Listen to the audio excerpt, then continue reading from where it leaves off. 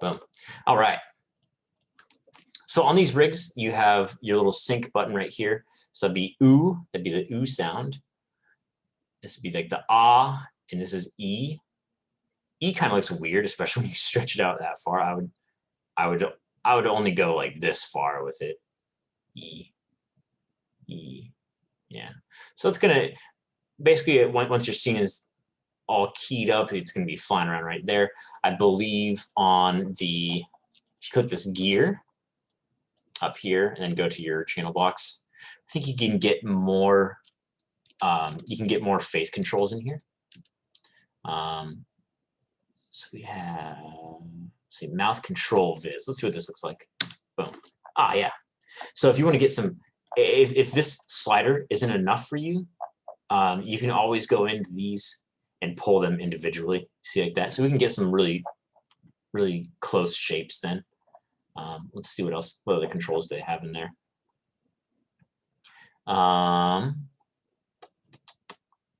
Moth interior controls. I have to assume it's mouth.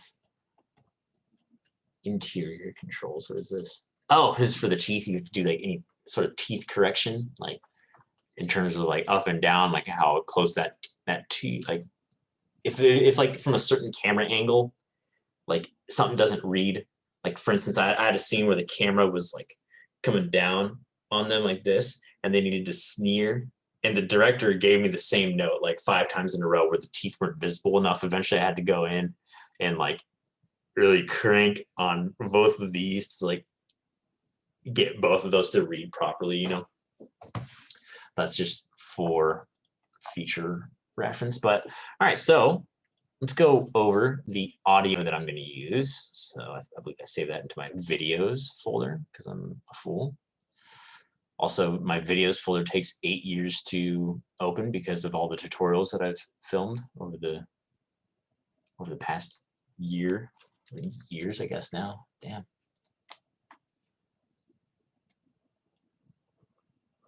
There we go. And I'm going to use some audio from Always Sunny in Philadelphia.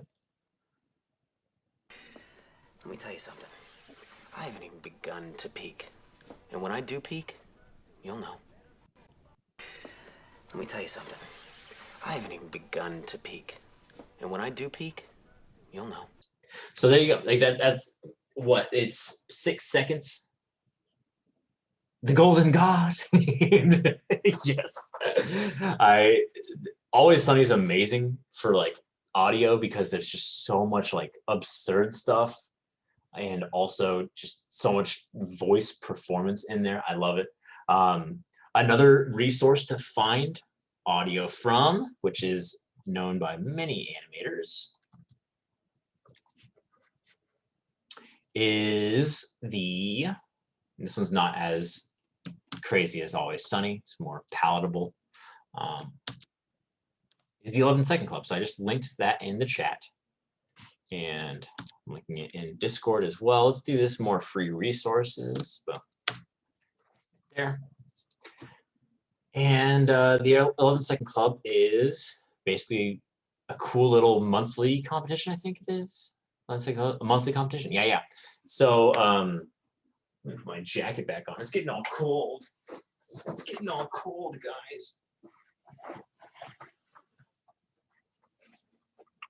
But yeah, so if you're ever wanting to like sort of flex your animation skills after the class, feel free to do one of these competitions.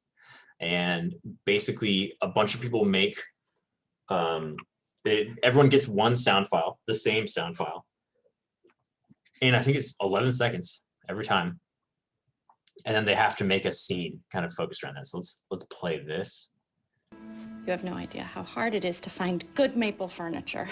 This is all mine? Of course it's all yours. The whole room. The whole room.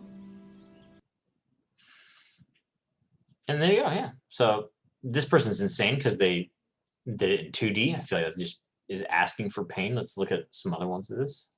Maybe tomorrow really isn't coming. And maybe, just maybe, I've earned the right to live a little before I die. haven't I? I like the addition of this other character in the scene.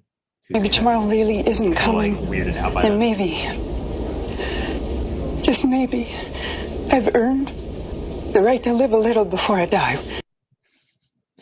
I call Lizard King. Oh, you mean from The Office? Robert California. I'm the fucking Lizard King. Can we curse in our audio? Yeah, whatever. That's fine. I'm not like, just don't. Well, they censor it out, I think, right, in the show, because it's. Yeah, they censored it in the show, so I'm down for that. But yeah, let's not go like insane with it, but you know, I'm not going to be bothered if you do.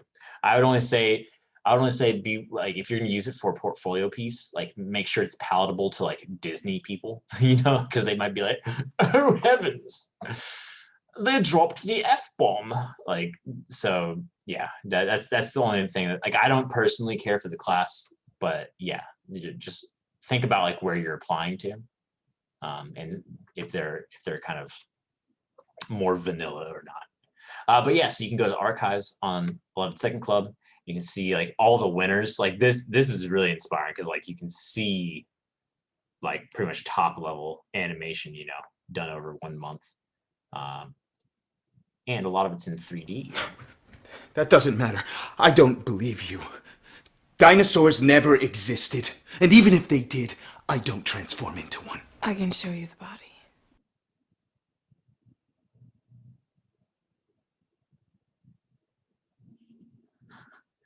But yeah, so yeah, so you can download the audio clips from this, and you can look at all like the different submissions for that. I think yeah. That doesn't matter. I don't believe you. Dinosaurs never existed. And even if they did, I don't transform into one. I can show you the body. Yeah, like these are all sick, aren't they? Like, it's so cool. So yeah, always feel free to browse this, get inspired. I'd say that this guy's was like a little bit too floppy in his overlap. That doesn't matter. I don't believe you. Like he put overlap on like everything. I don't believe you. And he got like really clean arcs and everything, right? But like this is just a matter of taste. Like I feel like that doesn't matter. I don't believe you. Dinosaurs never existed. And even dinosaurs never existed. Like he's like even like the fingertips have overlap and stuff. So I'd say it's a little bit too much, but yeah, it's still amazing, right? Like, I don't know. So just feel free to go through all of these and check them out. Like there's so many cool things to see on here. Again, that's 11 Second Club. Feel free to go through the audio files on there. If you have one in particular, like I wanted to do that Turtles line from The Office, so like feel free to grab that as well. Right now I'm doing the Always Sunny one. But yeah, so we're gonna go on break at 6, and we're gonna download this. Find whatever audio you want to use and download it. I'll give you guys a half hour for that, just because you'll probably want to get a snack, and then you also have to like find audio, get inspired. It also helps, I've noticed, to kind of almost not watch the scene that it's from. Let me see if I can. Let me see if I can find the scene. Oops.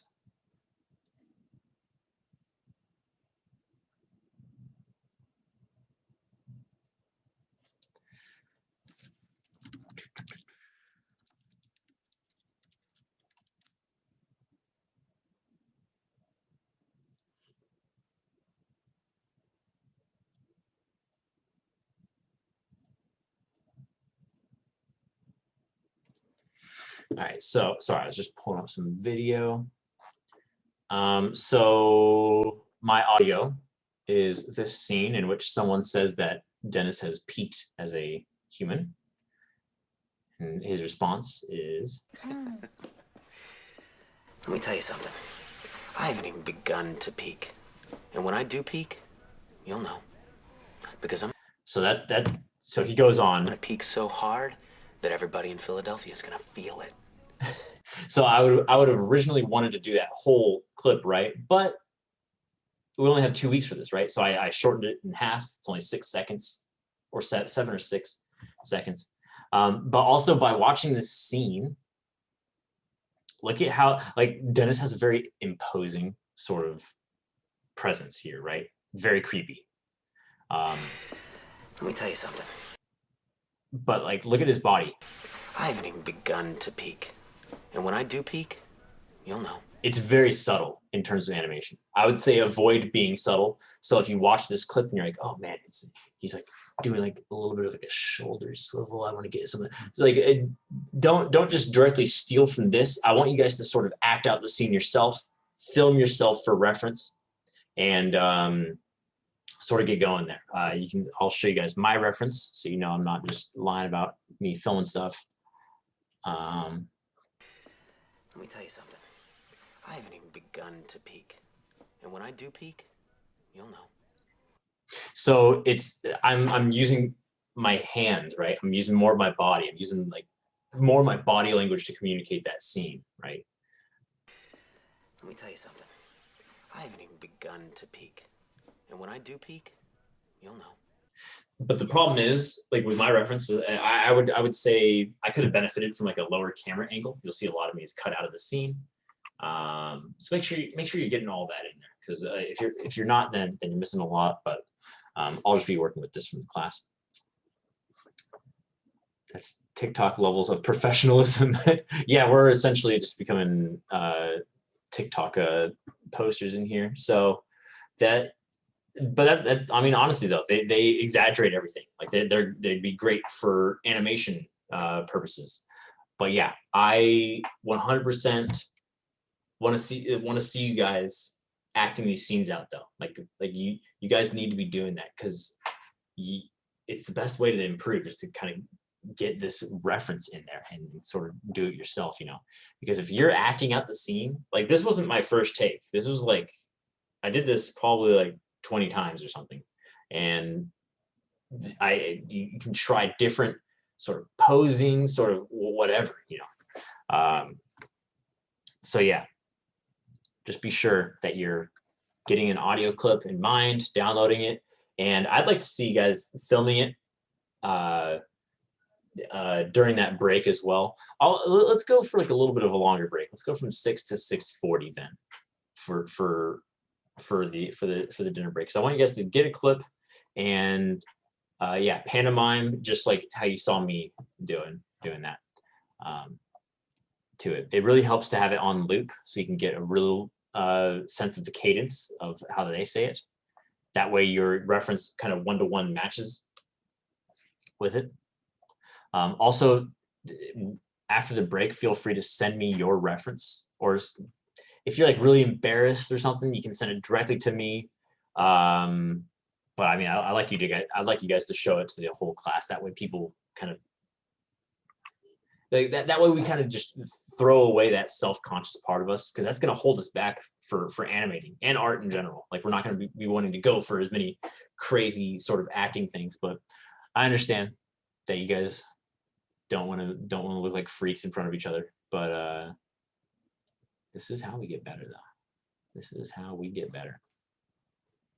But yeah, so once you get that audio clip, I'll go over this after the break. You can right-click your timeline down here, and you're going to go to audio, import audio right there, and I have to navigate to my. I should put this into my project hierarchy somewhere, but I'm just gonna go to my downloads folder. Oh, wrong downloads folder. Downloads. What the hell? No, where'd it go? All right, I'm just gonna put this in my project. Oh, it's in videos. How stupid of me. Okay. Materials. I'm just gonna put this in my project hierarchy. Remember this old folder. I think we can put this into clips. Wait, no, let's put this into sound. Definitely sound. Boom, right there. All right, so I'm going to navigate to that now. Sound, lip sync, audio, import. There we go. And now we have this. You can see the sound wave on the timeline now. And when I scrub through, Let me tell you something. you might not hear anything, and that might be because your sound is off. So you have to make sure your sound is dragged all the way up. That's new in Maya 2020. I don't think that was in Maya 2019. So if you're trying to match up audio in there, then it might look different. Also, you can right-click your timeline and say you want your audio clip to start a little bit later or earlier. You can right-click this and go to audio, and then this little box next to the audio that you imported. And that'll open up your attribute editor with that audio file. And you can just go to this offset and put in like I want like a solid 14 frames, because this is going to be in terms of frames of offset. And watch what happens when I press enter down here on the timeline. Boom, see it all shifted over.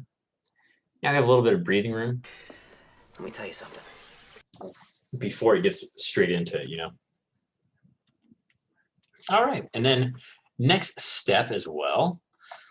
Oh, feel free to like, because I know some of these rigs came in weird, and then you had to like forward a lot of different ports or a lot of different like material channels and stuff to get it to work, to see the textures and stuff.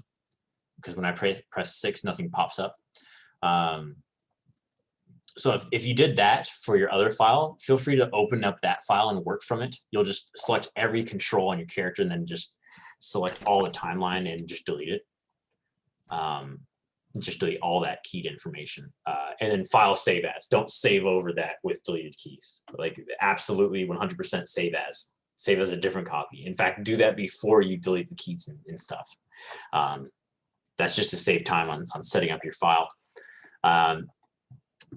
Next step is I want everyone to, once you have your scenes and audio set up, to open Arnold Render View. I'm going to create a light first. I'm going to do a mesh. No, let's do an area light. And it's going to bring in a light into the scene. And it looks like we're working with a tiny ass scene, but it's just because.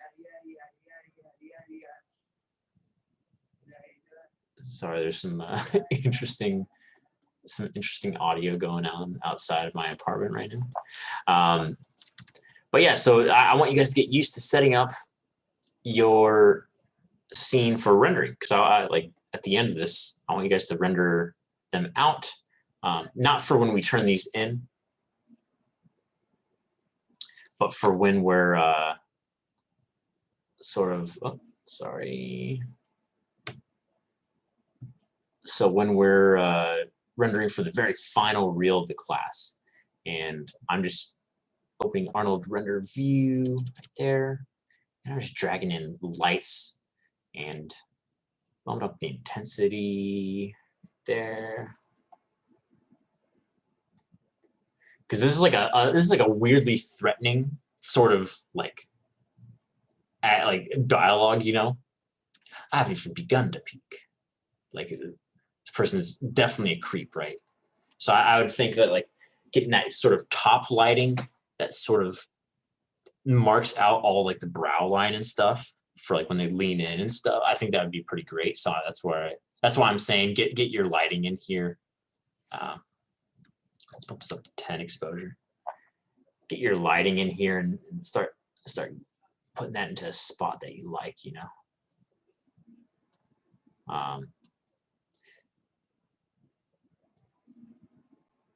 And yeah, in case you guys, I think everyone knows about Arnold. Do you guys mess around with Arnold in your computer animation one? Yeah.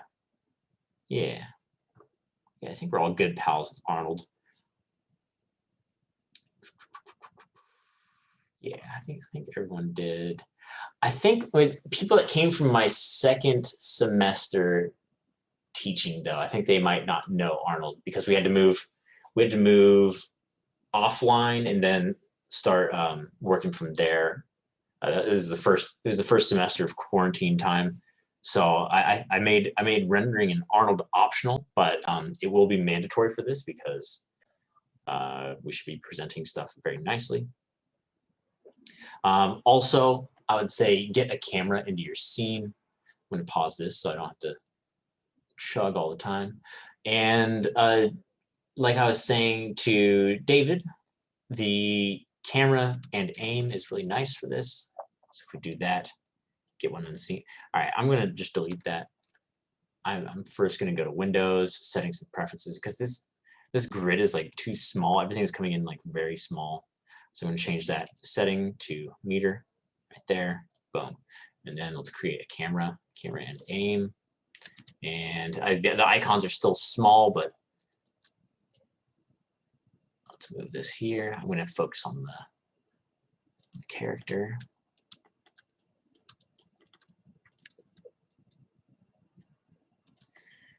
There we go. I could scale this up too, if we want, just for visuals sake. And then camera shape 1.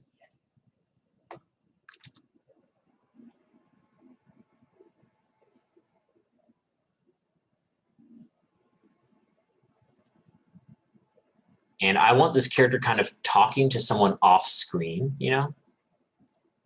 I don't want you guys animating 2 characters for this, because 2 characters in 2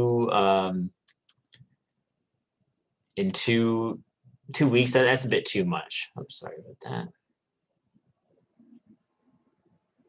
So I'm trying to just dial in this framing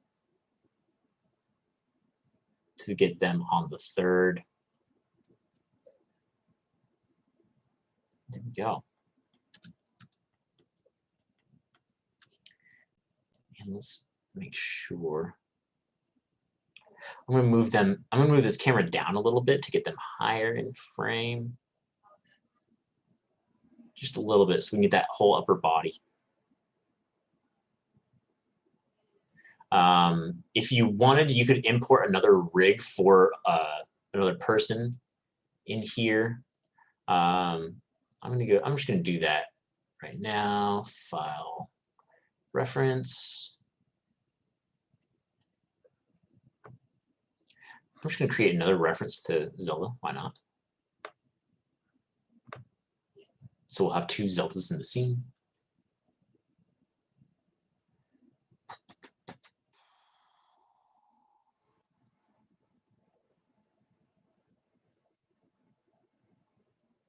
There we go.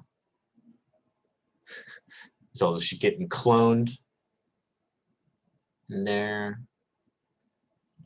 And I'm going to pause this because we can do our framing in our other view. If we go to panels, camera 1. So now we're looking through exactly what we're seeing in this camera there. That's what this is. And so now we can kind of line this up.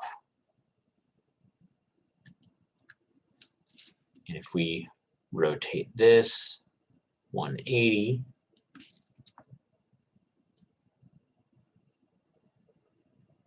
and I would just artificially kind of lower them in frame. This person is supposed to be more imposing. They'll probably be talking down to someone because they're just very full of themselves.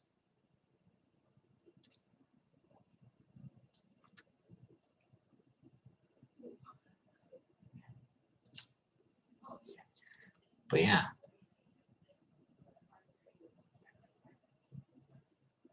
There we go. All right. And then we would basically be animating on this character only. And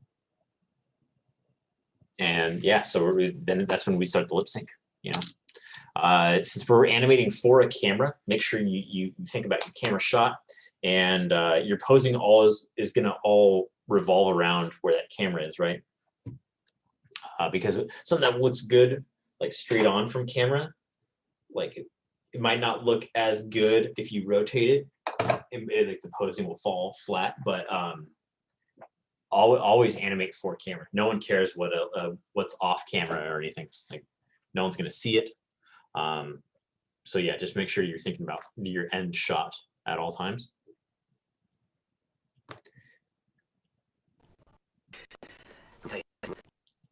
And then I would say this is when you start just looking at your performance, right? Let me tell you something. So this is a pose right here, right? The sigh at the beginning, another pose. Going down into this, that pose, that's another pose. Hold it. I mean, there's a lot of keys in here, right? Because I do like a sort of like a double bob. Let me tell you something. Let me tell you something, you know? Hold it. And then up. Wait, what's the line there? I haven't even begun. Yeah, I haven't even begun to peak. So he goes up into that. You can hear him sort of like breathe in on like right before the eye. So that's why that chest comes up. Like we're always thinking about how these characters are acting, you know. Begun to peak. And when I do peak, you'll know.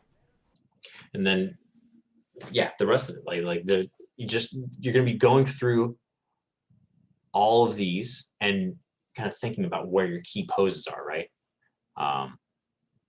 And we can start like that's why I'm going to show you how to animate in step tangents, because it makes posing more evident, I should say. Yeah, like when you're going through and you're going frame by frame, and I'll just show you exactly what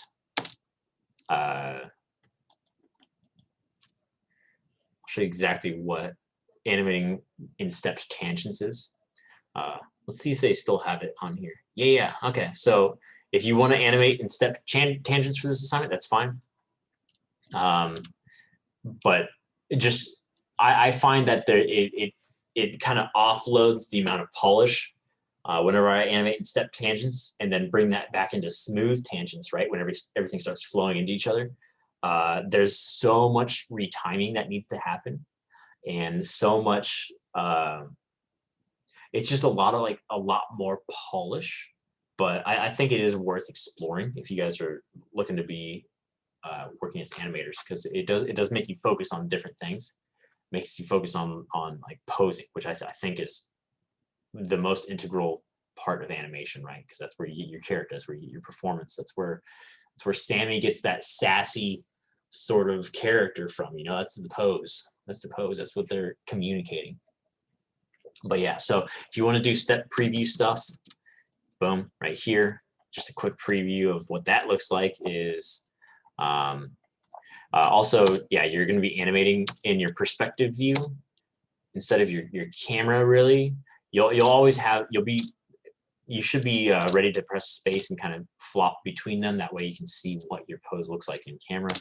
But yeah, so just so you guys know what step preview is, I'm just going to set a key there. And then move to 12, right there,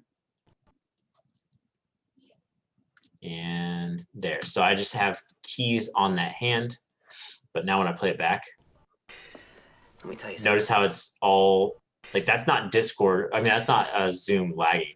That's just, there's no interpolation on those, right? So now if I take off enable step preview, see how the everything kind of is smooth there. So a lot of people animate on steps. You can also do this through the graph editor, Windows, animation editor, graph editor. So I didn't turn on stepped preview, right? But if I just make these keys stepped instead, it'll give you a nice visualization of what that looks like. Let's expand this so you're not looking at tiny little splines in here. So if I select these and then go to not linear, my bad, stepped tangents, see that? So on all these frames, the position doesn't change, and it just snaps on the frame that it changes right there. See that? Let's make it more evident with this. Yeah, so all these frames just those are now stepped, right? So I can just leave these on auto, and you'll see them Let me tell smoothly interpolate into each other.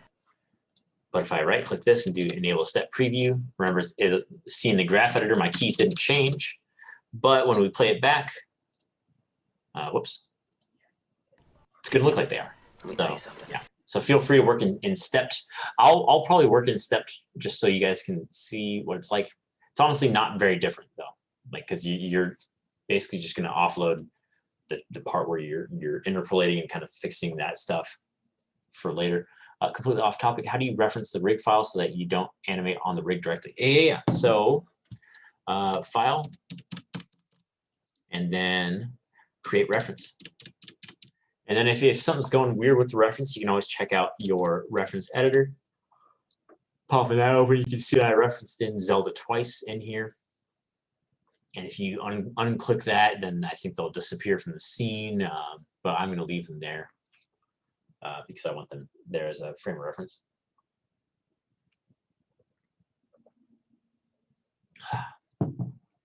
Rad. Hell yeah. Hell yeah, it is. Let's see this though, because I kind of want to turn off this character's controls and stuff. That's the mesh layer. That's the controls. There we go. That way, when we go to these views and when we're animating like this, we're not worried about selecting one of their controls. For this assignment, you guys don't have to key this other character at all. But like on one of these, if you're doing like a close-up shot like this, feel free to add like a little bit of like movement around. Like you notice on that, if I still have it open, I just have a bunch of Dennis Reynolds on my computer now. They always had those other characters in the background, like when that girl was picking up the robot. It was that was an actor in the scene as well. So if you were using this for a reel, then definitely get some keys on this character. Like that character should be sort of like emoting to that, and like think about it though, because like if we're just looking at the back of the head being talked to, then you can kind of like be, you don't have to do a lot of animation. You'd be like, what?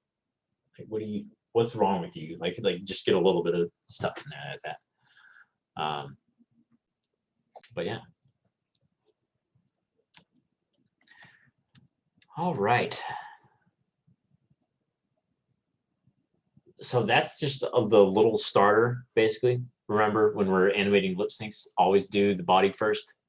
Make sure the body reads clearly with the words of the sentence, or whatever they're saying. I would say keep this to one character, because think about it. Our walk cycles were what? Like 60 frames long, but like you can see that this audio, which is 7 seconds, is like around 200. So yeah, just be aware that's going to get long, and this animating takes time. You guys already did it, right? So you know it's going to take a while, but yeah. So I'm going to go. Let's start our break right now at 5:51. Let's come back at 6. Let's come back at 6:40. That'll give you guys a good 50 minutes. So during that 50 minutes. Eat, take care of yourself, find some audio, and then film a little bit of reference, guys. Film a little bit of reference. It's gonna help. It's gonna help. You're gonna get so much better results from this. But yeah, so we're gonna go on break. Be back here 6:40. I'll give us a solid 50-ish minutes for it, and then I'll go set up this scene again. And you guys can join in. But yeah, so decide what character you're going to use as well for your scene. All right.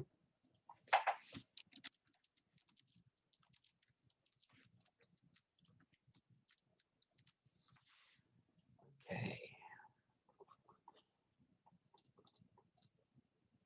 All right. So back in here, fortunately the previous recording does have all the steps that I showed earlier, so they aren't lost, but yeah, so if you wanted to update one of your files, like if you have like the animated file, feel free to just drag select over everything. Deselect the, actually this should not be selectable in the first place. There we go.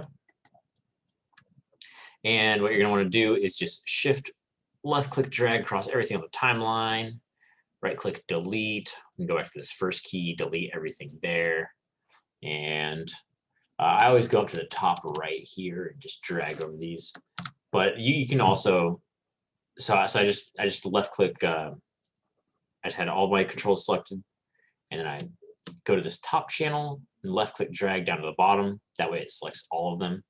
Notice how they're all highlighted in blue. Then if I just type 0 into this, it'll zero out every control. So this will be like the default setting for the rig. But yeah, so just for let's do for Sammy's sake, if you want to get some textures on this character, you're going to need to basically when you download the character on their computer, like the person who made this rig's computer, they had the texture file being pointed to Jin. So let me do this real quick again. So basically select everything in the scene, right? All the controls. You're going to be working in the scenes with big environments and stuff, so you're going to make sure that that stuff's on the display layer so you don't accidentally select it. But yeah, so if I drag select over all this character, and then basically a lot of the animation is just in these translation and rotation channels. So what we can do is just drag select. So I just left click drag select it down to select all those channels. And then I'm going to press 0 and enter. So it's going to tell all those channels to be 0. And it's always fine to just key that as well and set a key. So then you have that key there. But yeah, that only doesn't work if you have some extra channels in there. So like say if you had, let's find a control with an extra channel in it. Yeah, well, I get like your IK, FK switches, that's not like translation or rotation. So that would be whatever you left it at last. But yeah, and then you just make sure that you have no other keys on your timeline. And so for Sammy though, Sammy was wondering how we get textures to show up on this character. Basically, you need to first make sure your mesh is selectable, so you can left click it. And I'm going to do this body part. And what the problem is that whoever made this rig, their material, remember how all this gray stuff and like the black hair, that's a material that is then, instead of being a colored material, that colored channel is forwarding to a texture. I just an image, like a picture. And so then Maya looks at that picture and then wraps that around the object. That's what the UVs were for. So we need to reestablish that connection to the texture.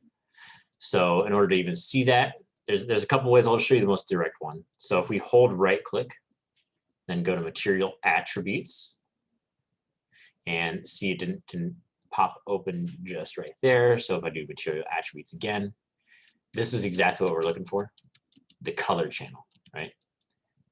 And it's forwarding to somewhere else.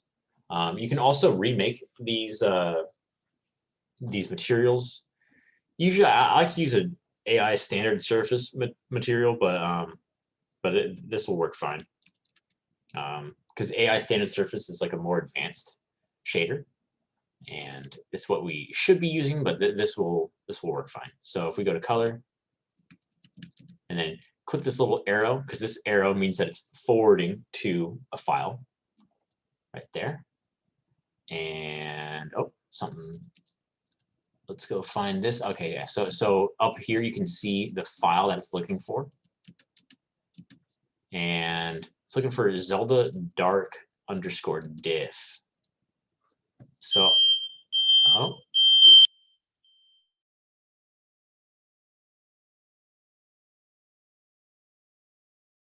Sorry about that. My roommate's just set the fire alarm off.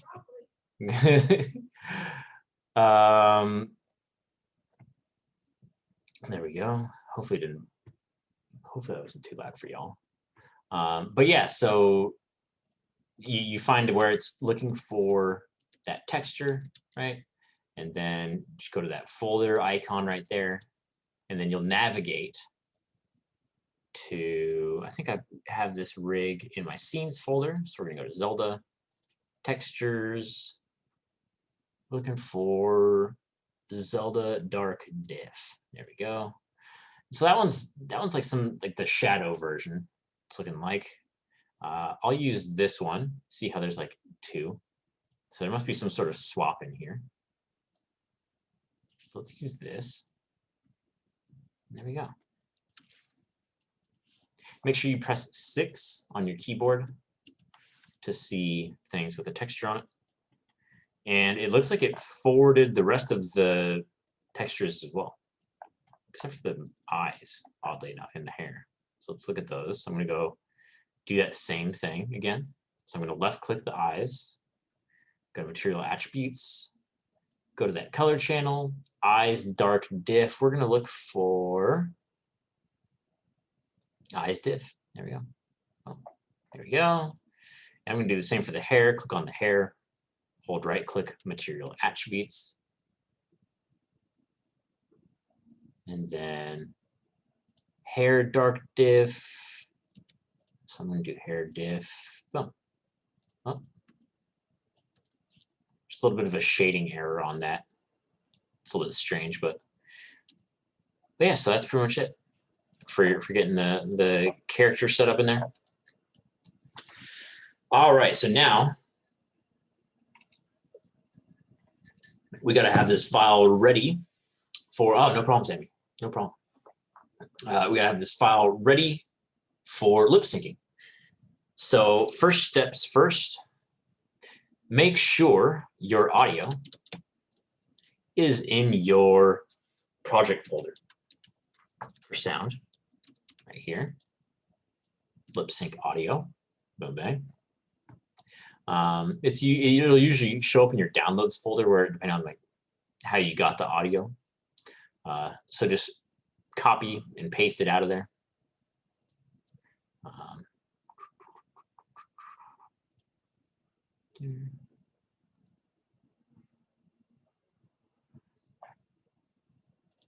So yeah, mine's just in the sound folder. So make sure it's there. I'll wait a little bit for you guys to get it into that proper spot.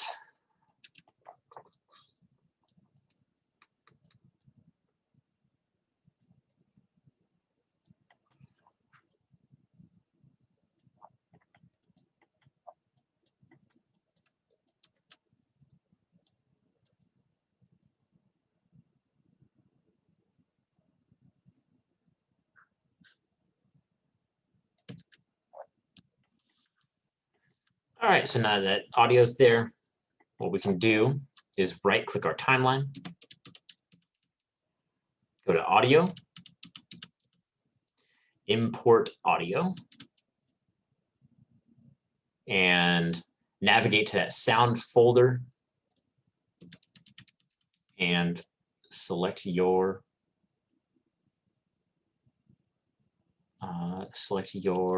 audio right there, import.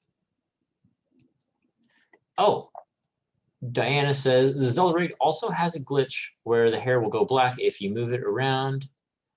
So I learned that it's a bitch. if it keeps doing that, the way to fix it is to go to lighting, two-sided lighting. Oh, okay, so lighting, and then two-sided lighting. Hell yeah! That's awesome. Thanks for the tip, Diana. That is clutch.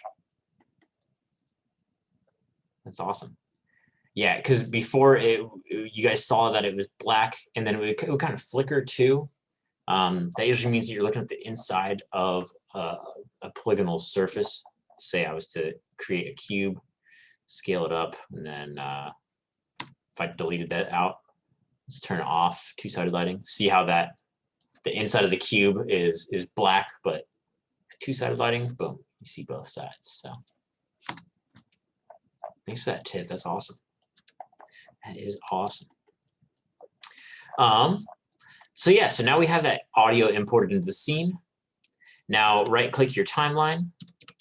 Make sure your playback speed is set to real time. Otherwise, I think the audio doesn't play, if I remember correctly.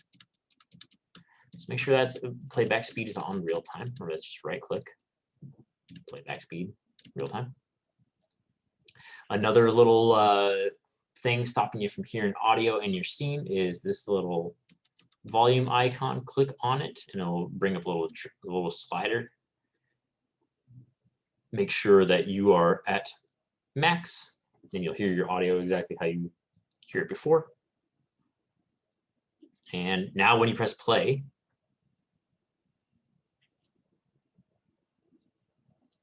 you actually have your audio in your scene now.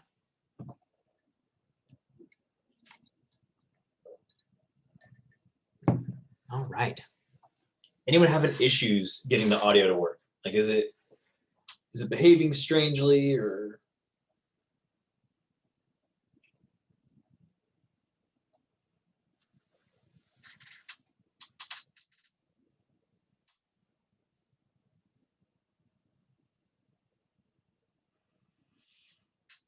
Okay, yeah. No one seems to be having issues.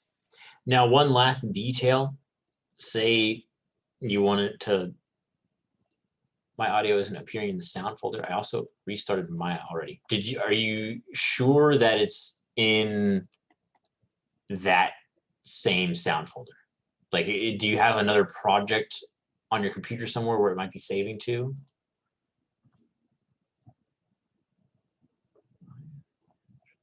I'm having troubles with importing audio too. Oh, okay, okay. Also, what file format is it? Is it a .wav? It's an MP3, Mike. It's an MP3. Yeah. On's also having issues with MP3. Oh, wait a minute. File. Right click. You can go to audio, import audio. Make sure down here, make sure that your files of type is set to audio. Because if this is like set to my binary, look at how my .wav doesn't appear there.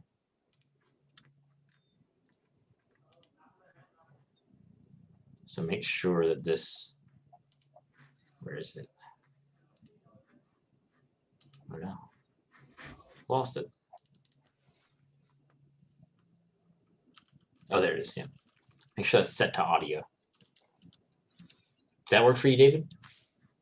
I saw in the chat that Sammy said to convert it to a wave, so I might just try that because it's still not appearing for me when I do MP3. Or when you do files of type audio? Yeah. Okay. Yeah, give that a go. It doesn't see the MP3. Damn. Okay. Yeah, so maybe Maya just doesn't support MP3s then. No, it does. Mine's an MP3. It's groovy.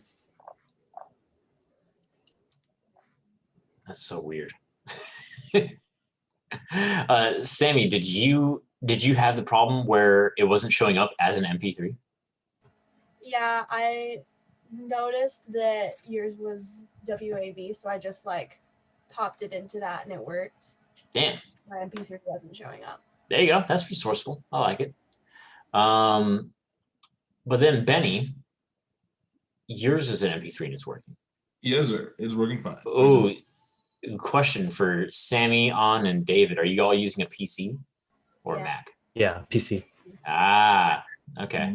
That might be it. Maybe PC Maya can't use MP3s, whereas Mac Maya can use MP3s. That would be my best guess. Yeah, I have no idea why, but that's suspicious. That's my only guess for why that's happening. Again, it's a guess. So don't take it for absolute truth. I don't know exactly what's going on there, but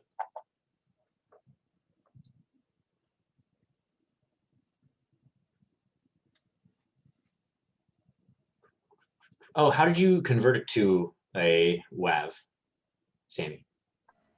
I just use one of those online converter thingies. Oh, yeah. All right.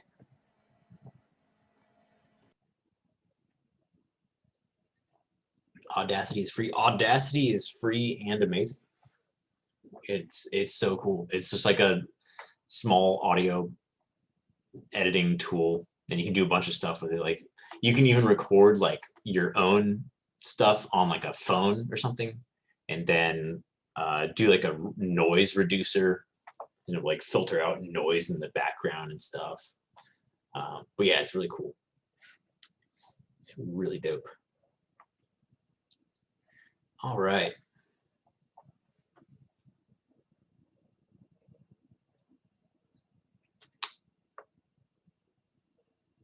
So On and David, are you still having issues, or did you get the audio into? I got it too. Nice, awesome. So one last detail about the audio is that you can right-click this timeline, go to audio, go to lip sync audio, and go to the little box next to it. And that'll bring it up in your attribute editor.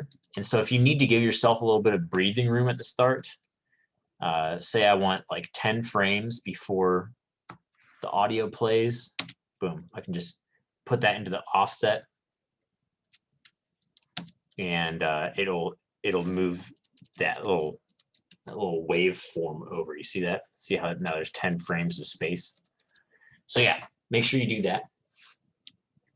That's to your taste though. You'll kind of see as you start animating the scene. Like if you have enough time there, you might want to like give your character a slight like expression change or something at the start. But yeah, so there's that. We all got our audio in the scene now. Next up, let's get a camera in there because we're gonna be animating to a camera. And I recommend like a shot that's kind of like upper body only. I don't want you guys worrying about polishing up foot contacts and stuff, but if you're feeling adventurous, then go for it. I'm not gonna put a cap on your guys' creativity.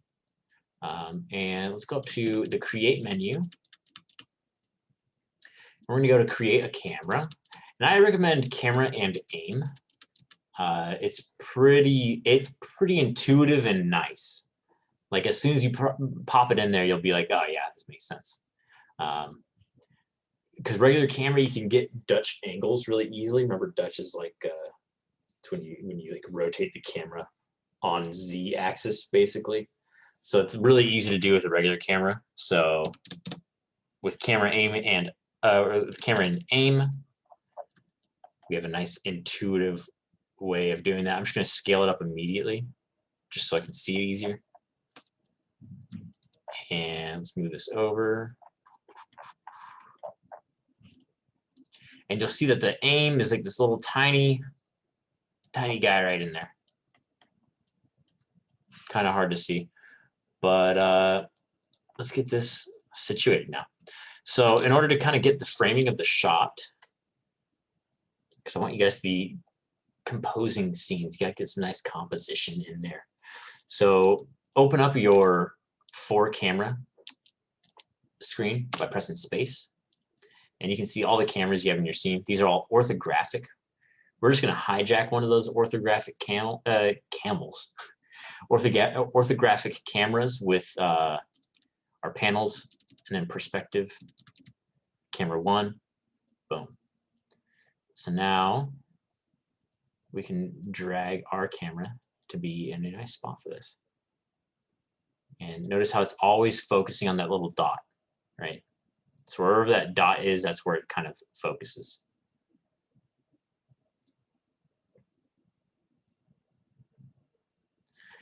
And I'm going to bring this up. That dot is kind of hard to select sometimes. There we go.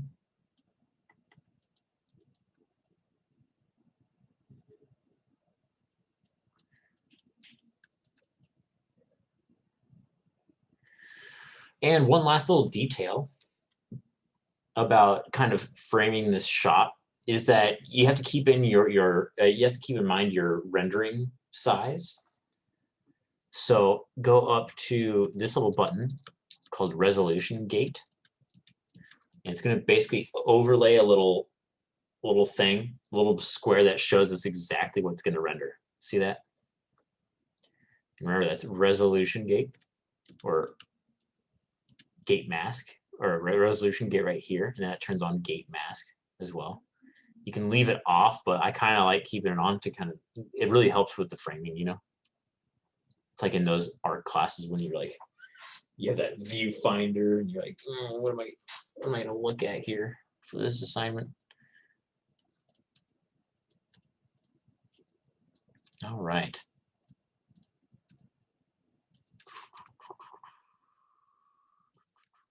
All right, so now I'm gonna move this around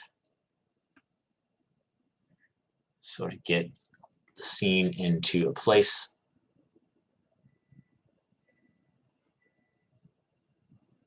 There we go. We don't really need a character in the scene for the other shot. We could just do straight on, have this character be the focus, which is fine. I'm just gonna have someone off the screen though. It's not gonna be anything crazy. I'm just getting a sphere in here.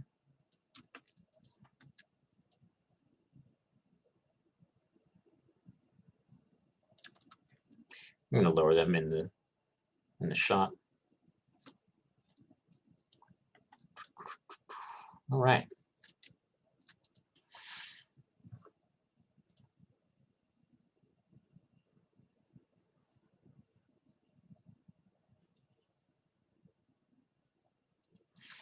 So there we go. And we're ready to animate. We're ready to animate. I would say you at this point want to do some lighting work. So I'm going to do that right now.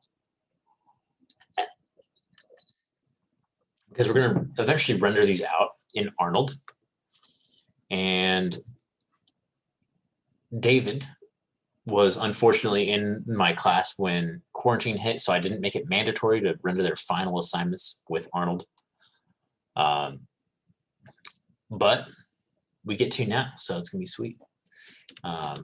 So if we want to start looking at some Arnold stuff, follow along with me. So let's go up to the Arnold button right here.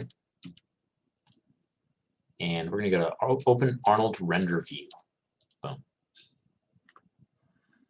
And you should see in your little drag down box right here, so we have camera shape 1. So let's turn that on.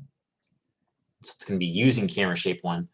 If you press the little play button up here, it's going to start rendering. But there's a problem with this scene, and that is that we haven't yet put any lights in the scene, right? So if we go to Arnold again, go to Lights, Area Light. It creates a light at the bottom of our scene. And this light is kind of, imagine, again, that was Arnold Lights, Area Light. I want you guys to think of this light as kind of one of those big box photography sort of lights, the ones that they have on those like stages where they're like taking pictures of either a model or some sort of product, you know. So they really kind of provide a sort of diffused light, because there's a lot of different parts where these rays are shooting out of. So let's put that into our scene, and this is what the light looks like, and you can see where it's pointing with this little stick pointing out there. And if we press play, we're not going to see much. Not going to see much. And that's because the scale of the scene really affects how these lights behave. So if you're at like a huge scale, then these lights don't work as well. In order to make them work, you have to just crank up the exposure and intensity. Exposure is essentially a multiplier for intensity. So if we crank this up to 5, we should start to see some stuff. Doesn't look like it. We'll have to go beyond 5, beyond where the slider is. I'm going to go up to 10. And you can see Zelda is popping it into the scene right there. Sometimes, like the camera that it chooses is wrong, so you have to select that as well. So now you can see how we're lighting this scene up.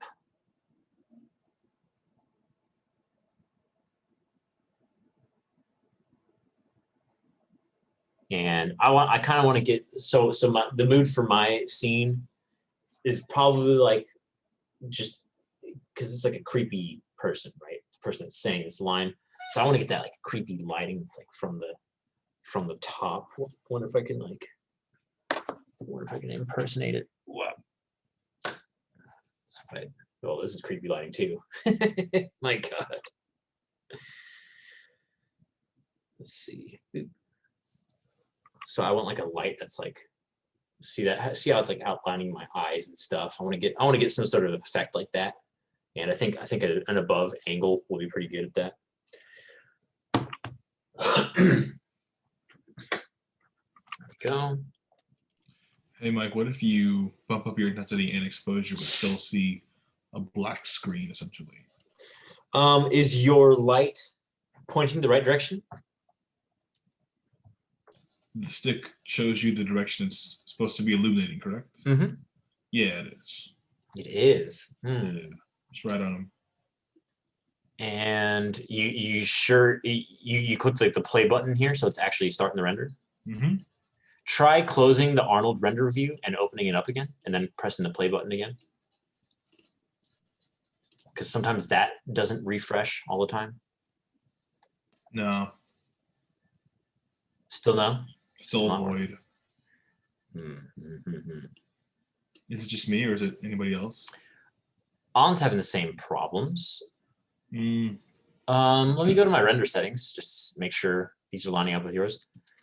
Your render settings are found at this little, what is that, like the little clipboard marker thing, the action thing, and then with the little gear next to it. You can also pull it up in the rendering menu. If you go to render settings. Make sure you're using Arnold Renderer here. Yep. Okay.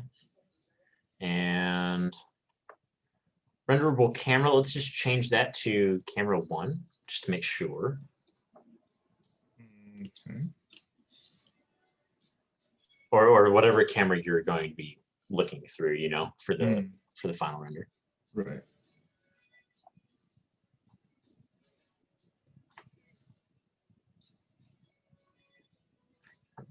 And then go to your Arnold renderer. Mm-hmm. And these default values should work fine for getting a light in the scene. Yeah, that's what I got on mine already. The 3 on top, the rest of them 2s. Okay. Same problem for Rachel. Interesting. Weird. I might request to see your to share your screen and look at it. Yeah, no, that's fine. Yeah, this should be Do working. you want me to share my? A host has disabled participant screen sharing.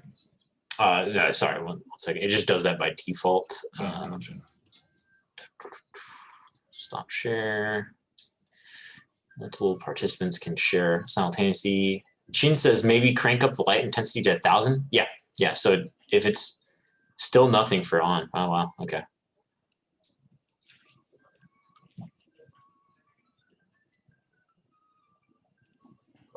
All right, Benny, you should be able to share your screen. And let me go ahead and share my boy. Desktop 2, share. Okay. All right. Okay, can you guys see my dude? Oh, your intensity's at 0. Looks Well, like. I just tried to make it to Oh, 1,000 and it shot it back down to 0. Oh, okay, so open up the render view again. Arnold Render view. And then press play on that, and you should hear it start to like chug, basically. There it goes, and we have a void. So drag that over to the left. What to the? Just the Arnold render view, like that whole pan. Yeah, there you go. I just need to see this attribute editor. Oh, Now, I see. see where it says exposure? Yes. Click on the number in there, and then make that 1,000. There you go. All right, so click that number again. Make that 10. There you go. And yeah, so you can crank up that. Yeah, so see, that's like way too bright, you know. Gotcha. So that's 1,300. So yeah, probably delete that light from the scene and then make a new one. I mean, you could use those settings there, but like your slider's kind of useless because we maxed it out at 1,000. But yeah, so that works. Could you share your screen now? Yeah, give me 1 sec.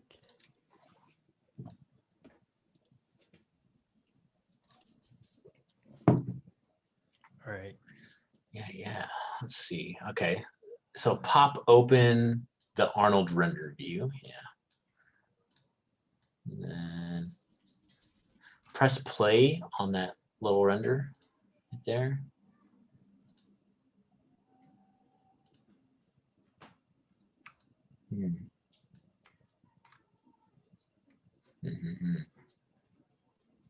Weird. That is by default true. Yeah.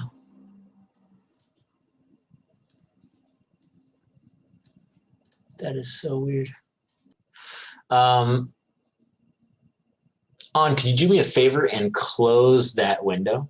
The both that and the render view. Yeah, close both of those. And go up to the, oh man, it's kind of hard to show.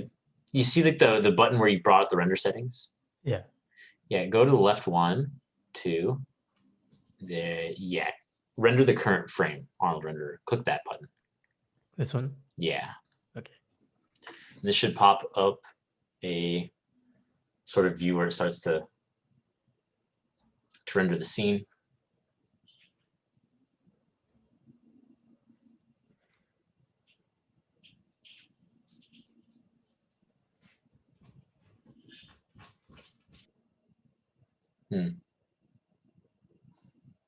This is going weirdly slow. Usually this starts to actually render.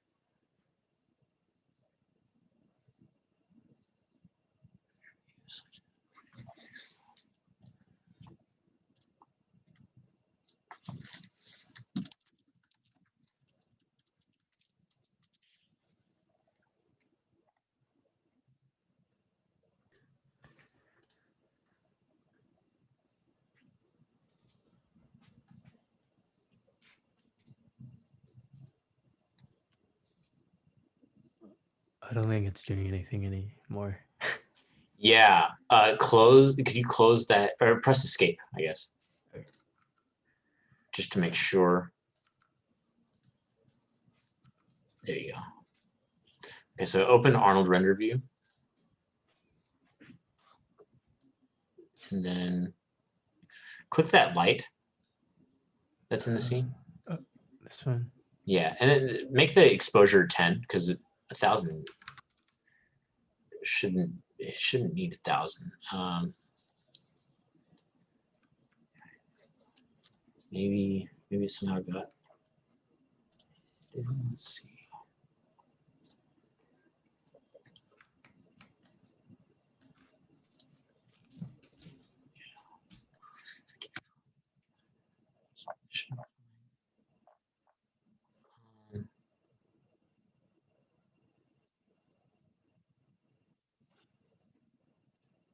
Camera shape 1.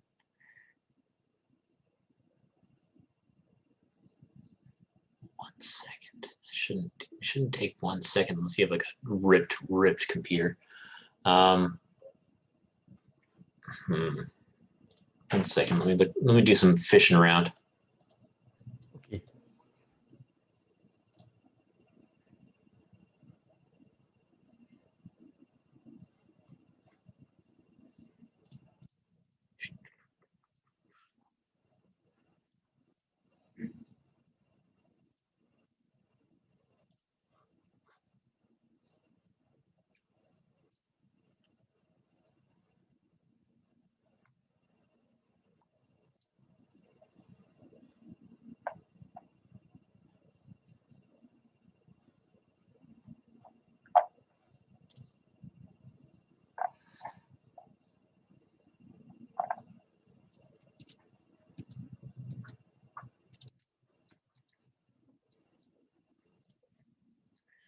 Could you go back to the render settings for me?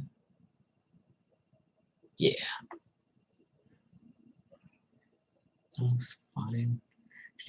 Yeah, bring that up to the top. Go to system. Yeah, it's right. It's to the right of Arnold Render. Yeah. CPU. Like honestly, everything should be working here. Could you delete that light from your scene and remake it? Give that a go. Then if that doesn't work, try restarting Maya again. Did you already restart Maya once? Not yet.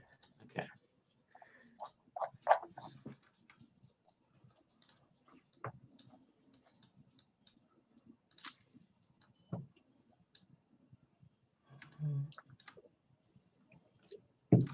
Rachel, are you still having issues getting the lights to show up? I got the eyes to show up, but Oh, that's there we pretty go. much it. Oh, the eyes. Interesting. So everything else is just not rendering? Because that could be a material problem rather than a Arnold renderer problem. All right. Are you using this rig? No, I'm using Mary again. Oh, okay. Interesting. Could you click Mary's mesh for me? Are you able to select it? Yeah. Hold right click and go to the material attributes for that character.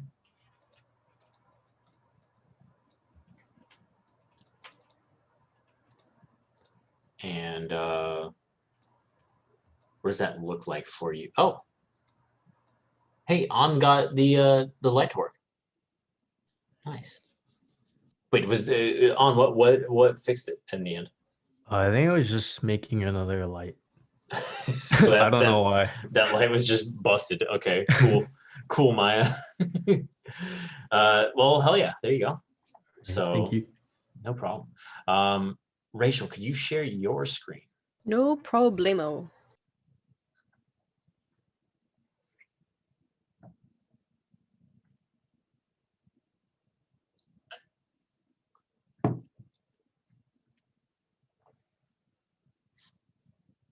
All right. The eyes only. Yeah, that kind of tells me that it's some sort of look at that creepy shit. It's just two eyes sitting in the dark. It's like Randall from Monsters Inc. just lurking in the background somewhere. Like, could you go click on her mesh, like on her? Yeah.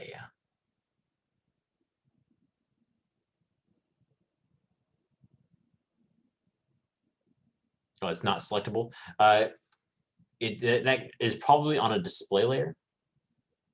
So go to your drag that attribute editor to the left a little bit.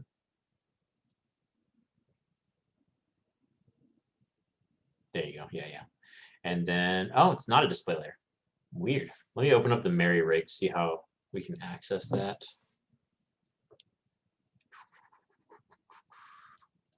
Sorry, everyone.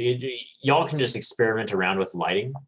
Let me share my screen a little bit for 1 second, just so I can show everyone how to like sort of get their lighting in there. share this. But yeah, so most everyone has these lights in their scene now, and I kind of want to get that overhead light.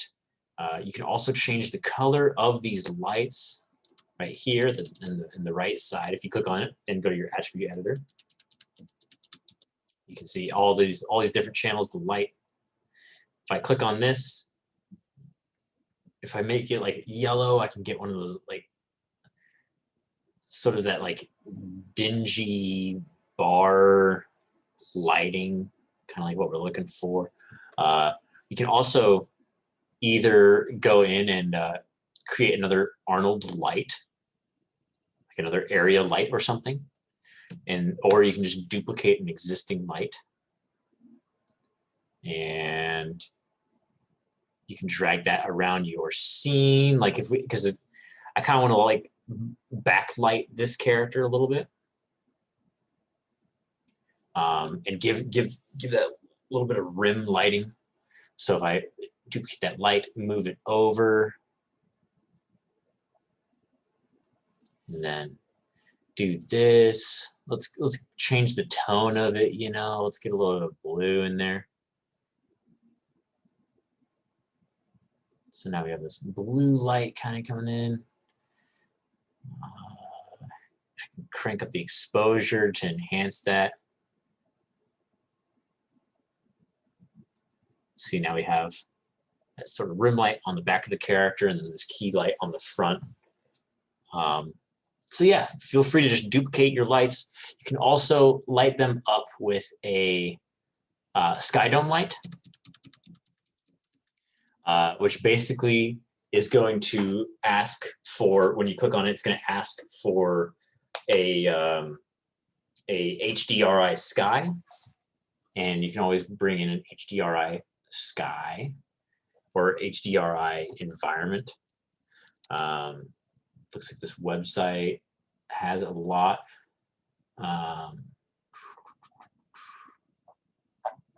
HDRI Haven. This has a lot of images on here that you can use. So I can bring in the image of a bar and then light the scene with that, but I like what I got going on here. All right. So now, while you guys mess around with that, I'm going to try to help Ray out.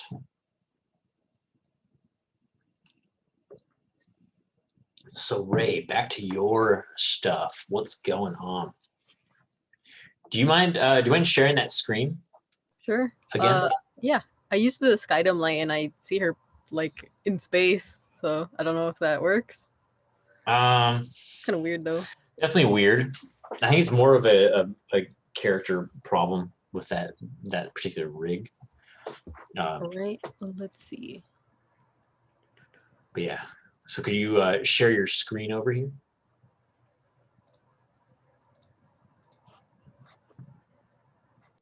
There we go.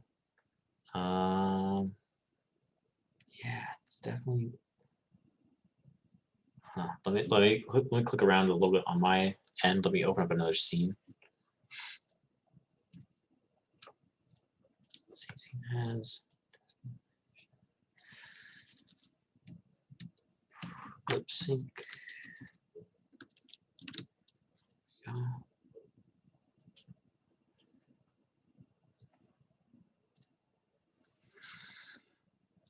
All right. I'm going to open up the Mary rig on my side.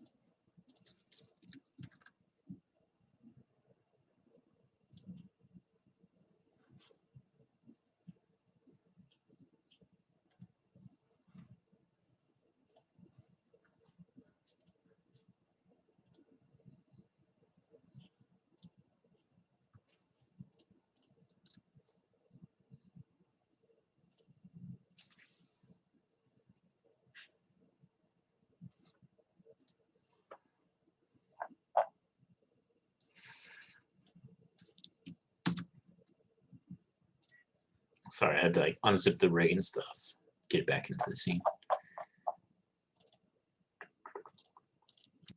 Go.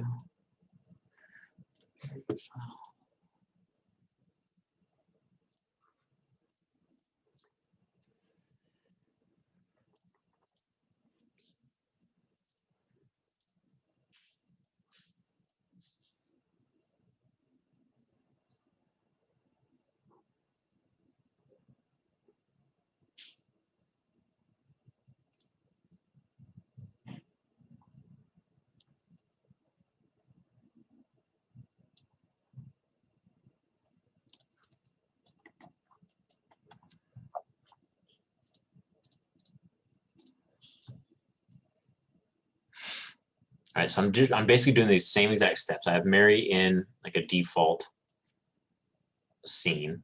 I just open up a new scene, put Mary in there, and I'm just gonna try to do exactly what I was doing before with area lights and stuff.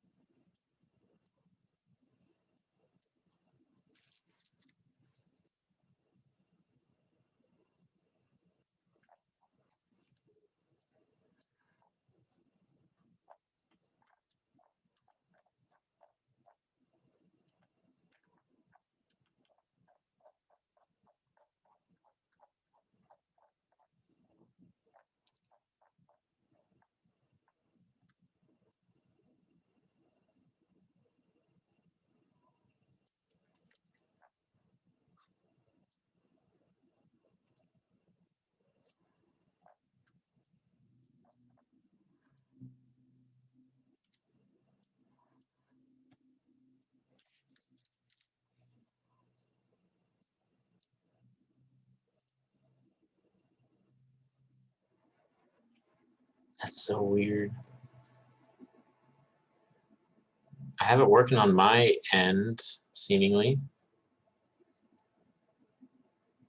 I could just try reinstalling the, I guess, on like doing the rig again and referencing it again. Yeah, try referencing it in again. I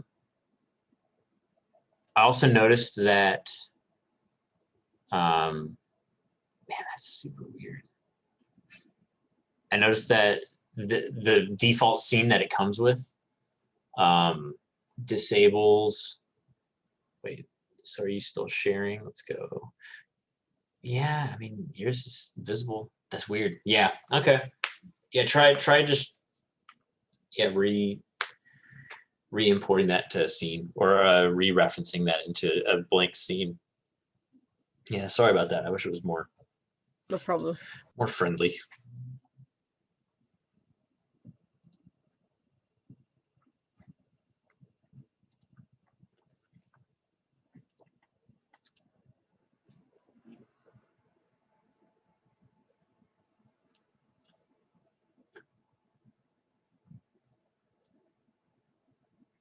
But yeah, this one seems to be working fine. Everything as predicted. But yeah. Well, I'm gonna go back to the other scene.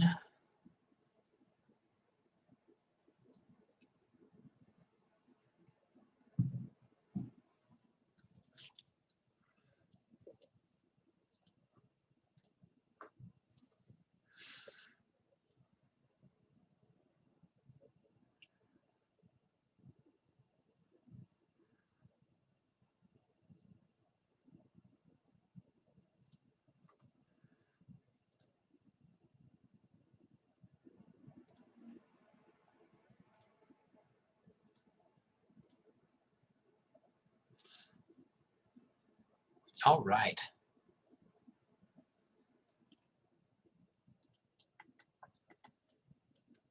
So now we have some lighting that we like.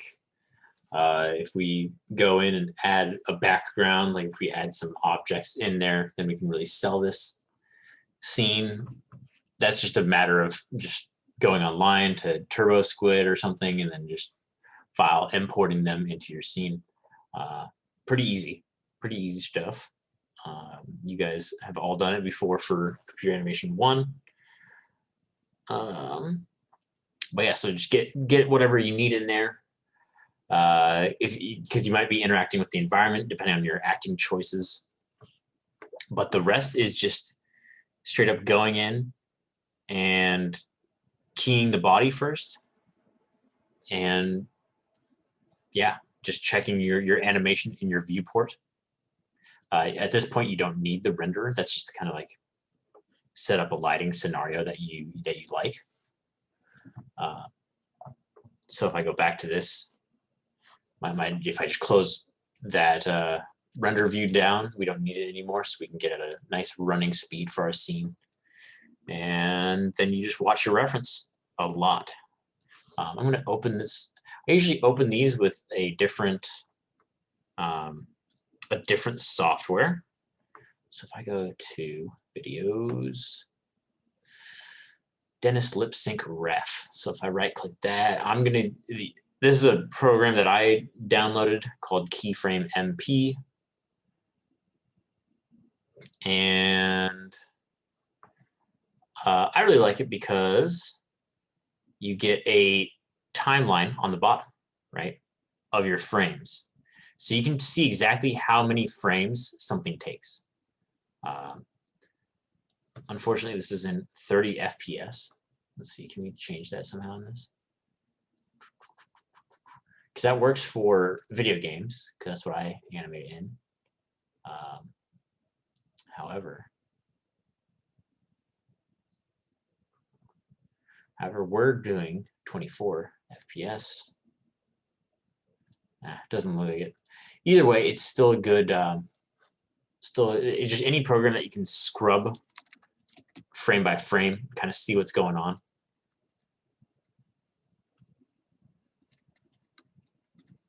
That's always very helpful for this.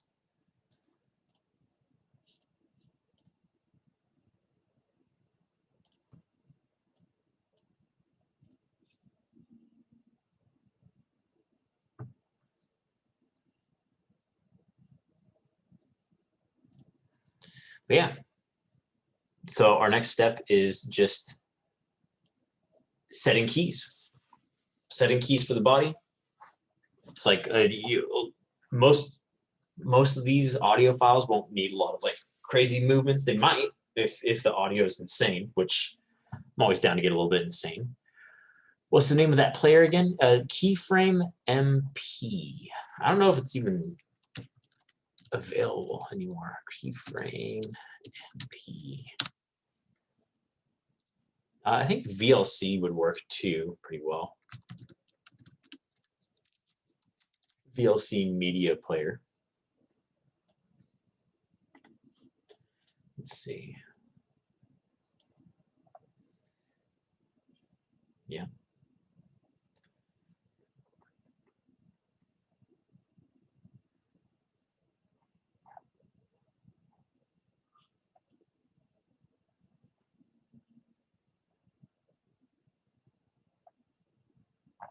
Yeah, so here's the website for Keyframe MP if you want it.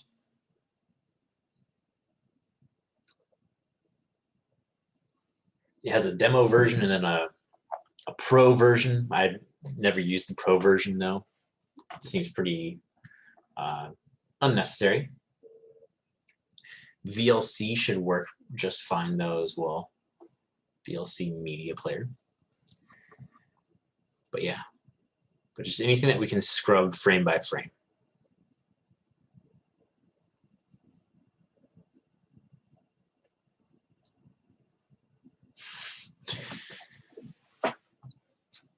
So then, yeah, no problem.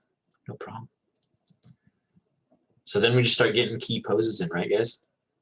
I'll just start animating this on the side. I don't really need to, do you guys want me to talk over my animation? Like I feel like I don't really need, like you guys have been animating for the walk cycles and for Computer Animation 1. think y'all know. It's basically just setting the keys again. Make sure you have keys on every part of your character for every keyframe, you know.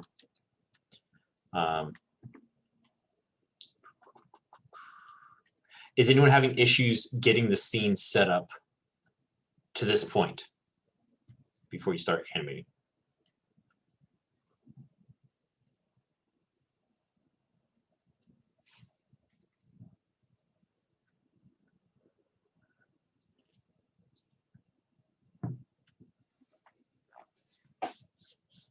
No, sounds like you guys are good.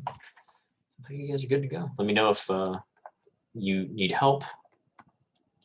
Otherwise, I'm just gonna kind of mumble to myself about animating while I set some keys on this character. I always like to make it so I can't select my camera. I'm gonna add that to a display layer. Remember, your display layers are always in the bottom right of your channel box. So with that camera selected, I'm just going to add it to a light layer and then make that a reference layer. Because I don't want that moving around. I don't want to accidentally select that. Same with the lights. I'm going to add that to that same layer. So now I can't click any of those lights. Might as well add my reference guy there as well. So now I can't click on anything except for the character that I'm moving. I want as few problems selecting the wrong things as possible. There we go.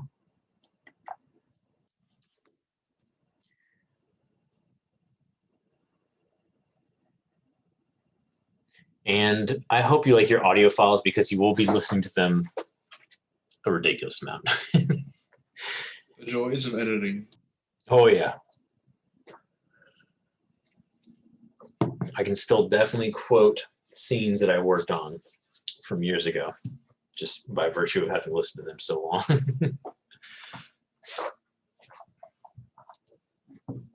And remember, if you guys want to be cool and animate in stepped tangents, you can always enable stepped preview. Very good for timing, posing, but I find that there's always adjustment afterwards, and I find it more just kind of understandable animating with everything splined out already. And with that, I'm just going to kind of start posing my character. I'm going to turn off audio on my side. I'm going to turn off my computer audio on my side so you guys don't have to hear that. There you go. That way you don't hear me, my audio file playing a bunch.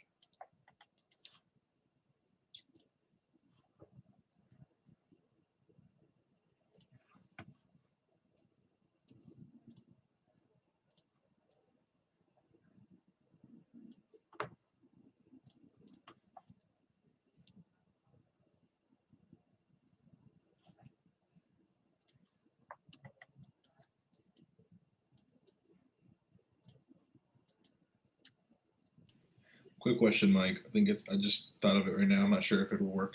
Would it make sense, or would it be an interesting technique for us to just animate the mouth itself for the track first, and then as a second pass? Sorry, my voice sounds weird. I'm laying on my lungs, and I'm not going to move because I'm comfy. For a second pass, would it make sense for us, after we animate the mouth alone with the T-pose model or whatever it's in, to then animate the body to kind of move with the words, because the mouth is going to be the same no matter what, instead of having to follow and chase the mouth around as it head moves and whatnot?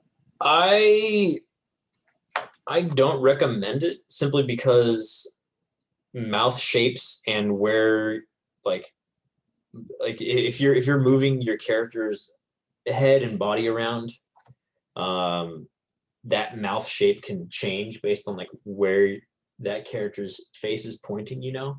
So you'd have to do a little bit of cleanup there.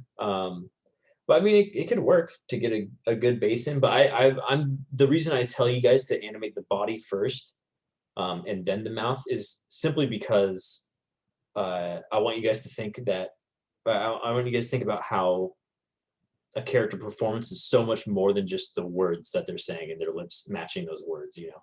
Right. Okay. Like it's I'm trying to kind of push on the performance aspect of it for y'all. Right. It's animating still. Yeah. Exactly. Yeah. Gotcha. Okay.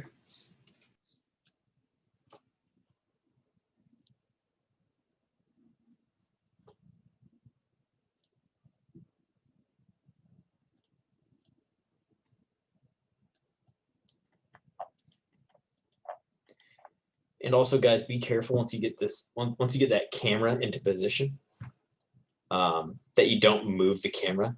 Something that's pretty annoying is if you go into where your camera is pointing, and then you start to move your camera controls around. Since you're looking through that camera, it's going to start moving that camera around. So don't like zoom in and out in here, or move it around or rotate it or anything. Because that'll mess up your camera view. Then it'll be like pointing off somewhere else. So if you really want to lock things down, you can straight up select your translation and lock those. That's just selecting all those, right click, lock. Not necessary by any means, but I know I personally do that when I'm working on a scene.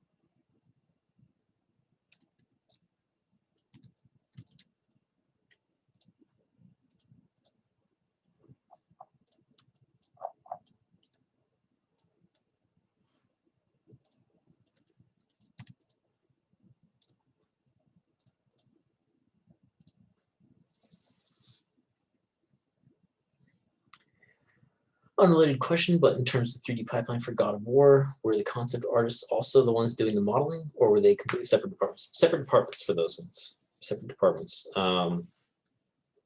Yeah, you always have a team of like painters and shit that are really good at their 2D stuff, and they're painting up concepts real fast. And I don't know. That's an entire practice that's like crazy to me. I can't fathom painting that fast or well. And then once those get finalized, they show them to the character artists, and the character artists kind of a back and forth with them to get them actually like sort of ironed out any issues with that. And then the character artist sculpts them up. That's that Raph Grissetti guy that I showed you. That he's like the lead character artist there. So he's the one that straight up models Kratos and other big characters in the game. And then, yeah, then once they're done, then they send that to the rigging department. So a bunch of people that are in eternal pain then go and rig all those characters. And, and yeah, then we animate them.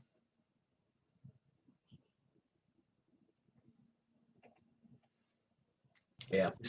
Let's see. So what happens after the concept artists are like, I guess, done with their jobs? Then do they keep helping you guys or no? The concept artists, they were kind of perpetually creating things. Like they were helping out the UI team because UI comes online like really late in the game in terms of production cycles.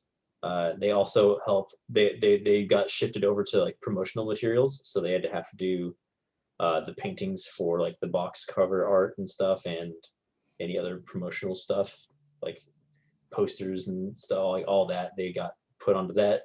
They also had to do like kind of like extra stuff. Like there was a journal that was added late to the game, and then they were like, oh, we need the concept guys to get cracking on this, start making like journal drawings and stuff. So yeah, they always found something for them to do. Oh, cool. Thanks, Mike. Yeah, no worries. Yeah, if you guys have any like questions, like I'm just kind of chilling, getting key poses in here for a while. So yeah, just hit me up with whatever questions you have or any problems that you run into. Benny loves the keyframe program. Can't be verified by Mac. Wow. Okay. Well, I'm sorry, Benny. Try VLC Media Player instead. I think that one will probably work. I wouldn't want to get your hopes up though, in case it doesn't.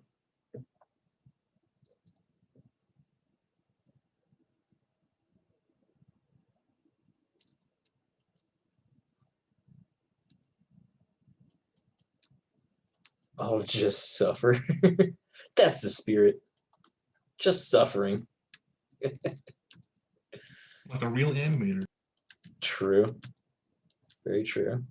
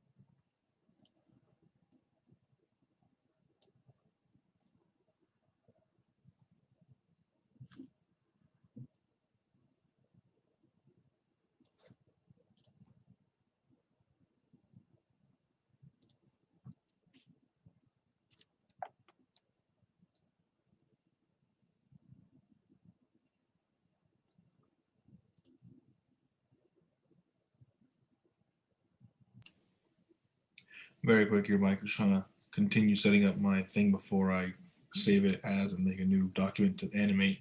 The controls on, I'm using a link here. The controls on his sword doesn't have an option to be turned off. Only the mesh layer does for some reason. Oh, he might. Does he have another gear above his head? Yeah, he does. When I click that, it doesn't give me an option to hide the controls, just the sword visibility and the shield visibility, but not the controls for either of those. Oh, really? So it doesn't look like this one? See how it has sword geo viz and sword control viz here? Yeah, no, I have sword viz, shield viz, and then that's it. So when you hide those, they're gone, but it doesn't hide the actual controls, like little. No, yeah, the control. I can show you if you'd like. Yeah, it'd be sick. Let's see. Let me go ahead and do that then. Let me stop my share. So yeah, you can see here the controls are still there, which is weird. Yeah. With the sword, it's back. It's even got a sheath, but if I do the sword 0, it's gone, but the controls are still there. I'm trying to get rid of them. Mm-hmm. It's not necessary. I just wanted to get rid of them so I can go ahead and get in here without accidentally clicking on this thing. No, yeah, absolutely. Yeah. Weird. Click back on that gear. Yeah. Let's see. That's like I'm doing. Doesn't look like it has any other options in there. And then if you turn off shield mesh layer in your display layers, My display layers here. Let me see. Yeah. You see that top layer? Yeah. Press the V in there. Interesting. No. Here we go. Shield controls. There you go. Yeah. Try turning that off. Then let me try turning off the controls for. What is that? That's the whole thing. Damn. Mm-mm. Yeah, it doesn't look like they have it. What you could do, so you're not going to use those at all, right? No, I'm not going to use them at all. Are you sure? Because this could be like it could be annoying to find again. Yeah, no, my talking point doesn't have anything I can use a sword for, I don't think. I mean, if he's shouting about being the Lizard King, who knows? Now, if you click on one of those controls, yeah, and then press Control H. Oh, sorry. Try Command H. My bad. I did Command H. Oh. It did that. Try Control H. Yeah. Okay, it's now hidden. Nice. Okay. Well, it said it was hidden, but I still see it right there. Oh wait, I thought it hit. Oh frick! Wait, yeah. I thought it did too. Click on H. that. Oh no, it says it is. Wow. It's lying to me. It is lying. Yeah. That is what CN mount pivot back. CN. What the hell?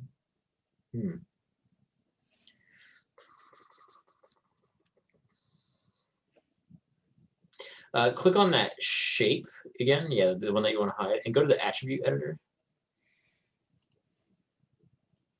And then go to object display. You see that tab in there? Turn off visibility. See, that's going to be scuffed if you need to turn that back on again. That's why I'm like, make sure you don't want it in the scene. Which I mean, you don't. So I think it should be good to turn off. But yeah. Yeah, because if I didn't want to bring it back, there would be no way to bring it back. I'd have to like find. I don't even know how. Yeah, you'd have to go to open up your outliner. You might want to do that just in case. So go to Windows. Windows. Outliner up there. It should be like halfway down the list. Yeah, nice noise. And then press F in that window. And that will take you to exactly that shape. So that's where it is. So if you need to turn it back on, find that. All the way down here. Find that simple to find thing. Yeah. And then go back into the visibility and then you should be able to turn it off. Cool beans. Right on. Thank you very much. No problem. Sammy, how did you turn the sword off? There should be a, so Sammy, on those rigs, there should be a little gear at the top, right here, that you can click, and then in your channel box, those have a bunch of display categories in them. And for instance, Benny's problem was that this one, see the Zelda rigs have sword geo and then sword control visibility. You can turn both those on and off. But the rig that Benny's working with didn't. So yeah, so sword geo viz, just make sure that's set to 0, and that should turn off the sword.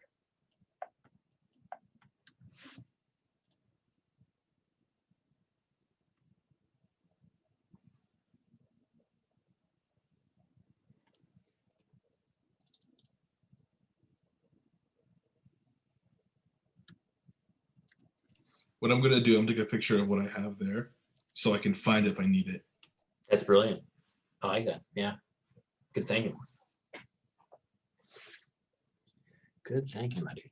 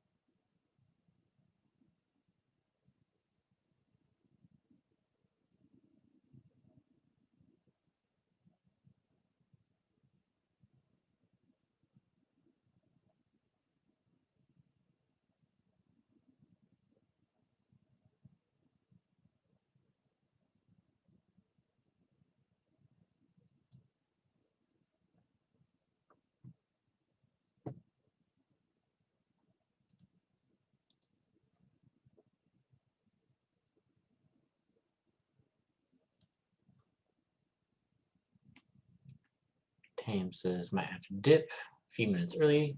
The charger's been acting up, and I'm pretty sure something melted. So my laptop's about to die. Oh, geez. Okay.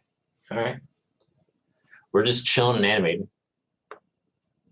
Next week, we're just going to be bringing back everything and doing a play blast and seeing what your guys' animations look like so far.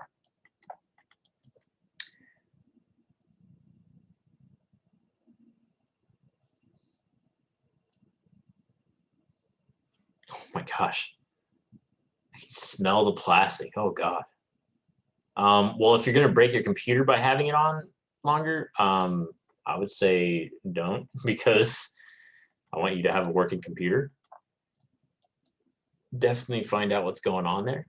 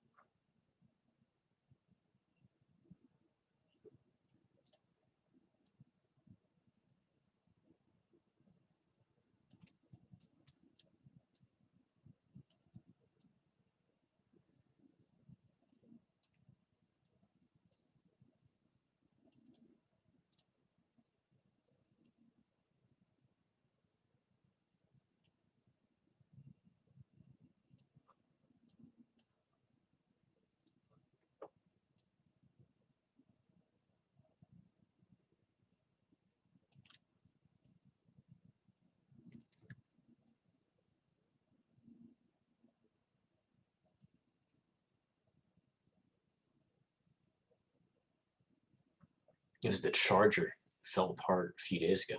Oh, frick. I would get that replaced then, because that's got a lot of power going through it. Very scary to have just kind of broken. Also, they are unfortunately kind of expensive. Kind of really expensive.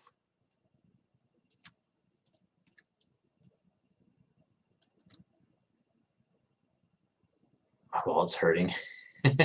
Well, think about it this way, and this is how I viewed, because I bought a computer for college, and I was like, dude, this is a lot of money. But I viewed it kind of just as a way to make more money in the future, right? Because that computer is going to allow you to get the technical skill to get a nice paying job, you know? So it's an investment.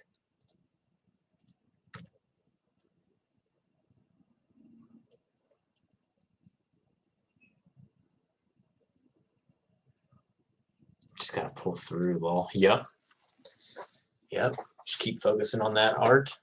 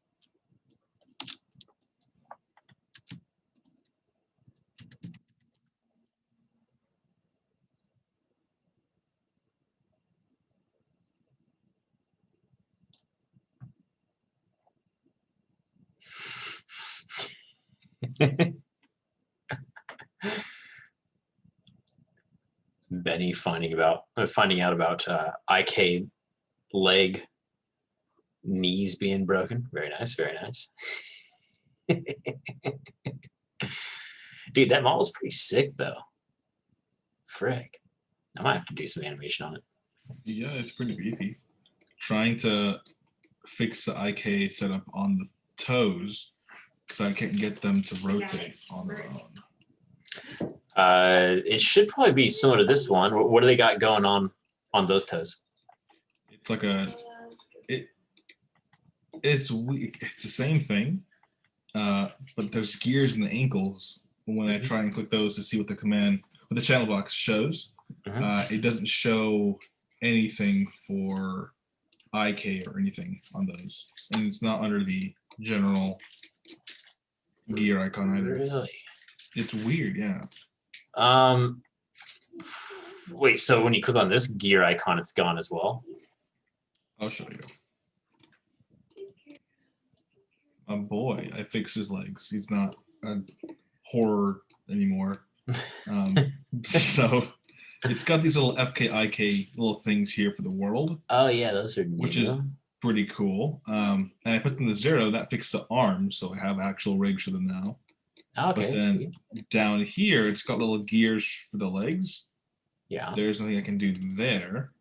I don't know what this is. We're just gonna ignore that for now. But these, there's no. I can't roll the whole. Okay, yeah, that's paired to that. So to control the whole foot, you're gonna pick that undo that. See that big red square? That one. So that's gonna control the whole foot. And then you're looking for. Because on the Zelda rig, I think you're using Zelda, right? Yeah.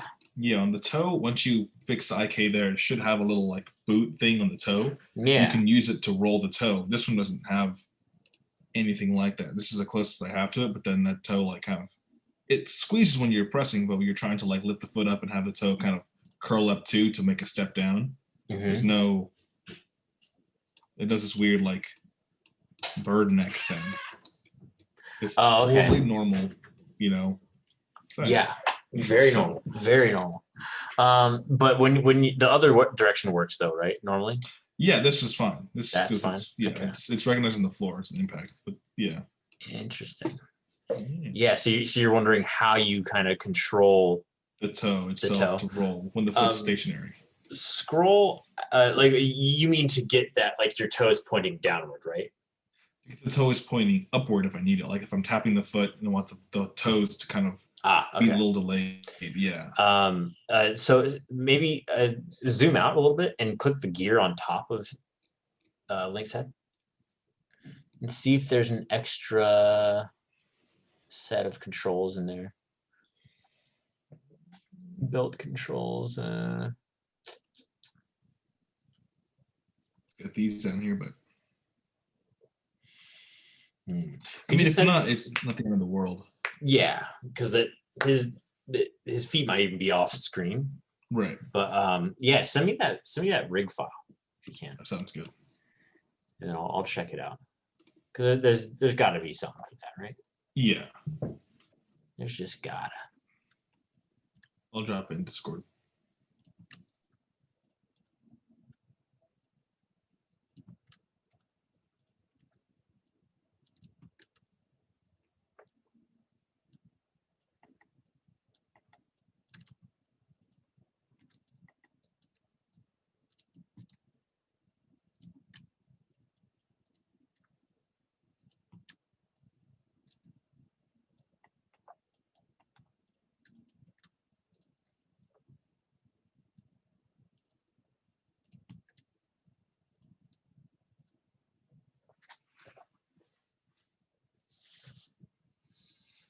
Well, Ben, if you were doing a toe tapping, you'd probably use this back control. See this? Because if I'm thinking about it, when I'm tapping my toe, I'm kind of raising my entire foot to do that. I'm not just doing those front toes. But still, I do want to find that control for that though. Subtoe control viz. Yeah. Yeah. And you have this. Yeah. Yeah. Why is that not there? The rig you're looking at looks like it's more advanced. I'll try and get the link again real quick. Give me 1 second here.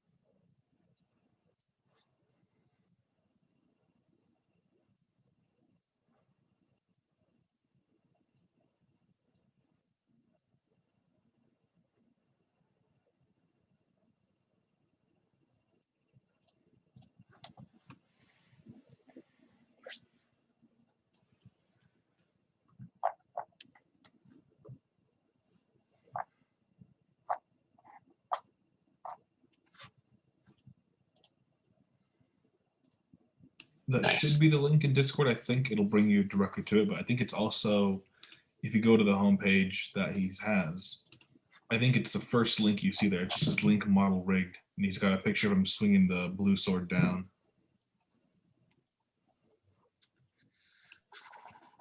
Yeah.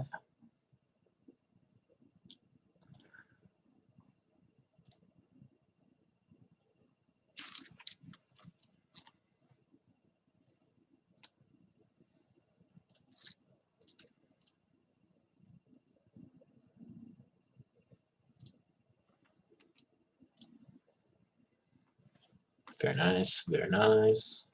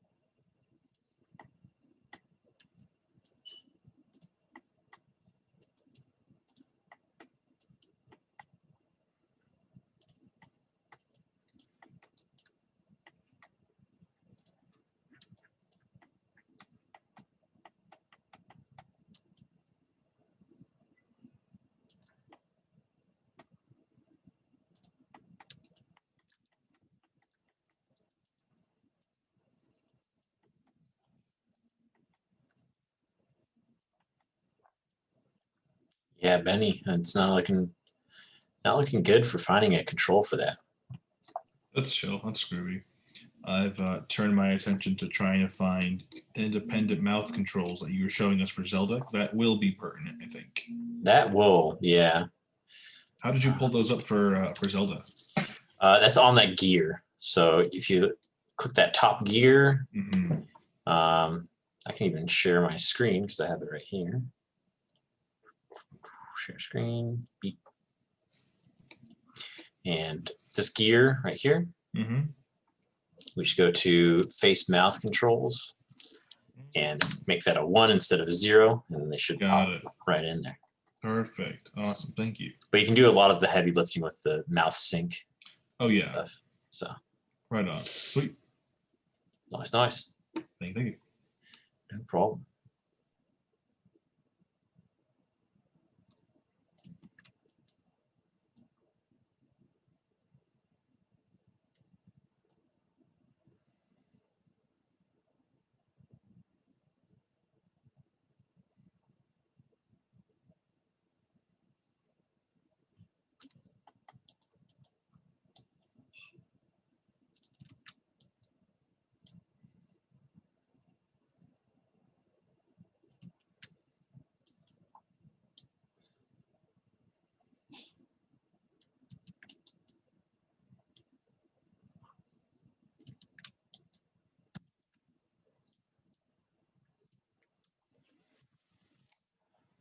Hey, Mike, question. If the rig is sitting on a chair, would we parent the chair to the rig's pelvis?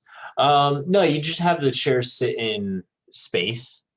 The only issue is if you have the chair, like if they're in like a vehicle that's moving, then you would need to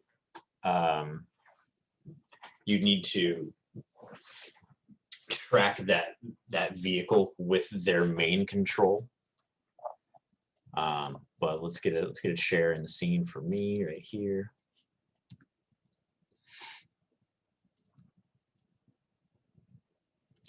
So if we had something like this, Rachel question, or Ray question, is the chair going to be moving at all?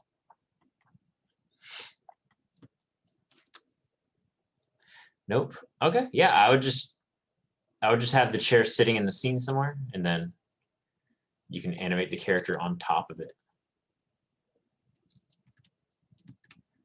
Use the wrong control for that. There we go. Right there.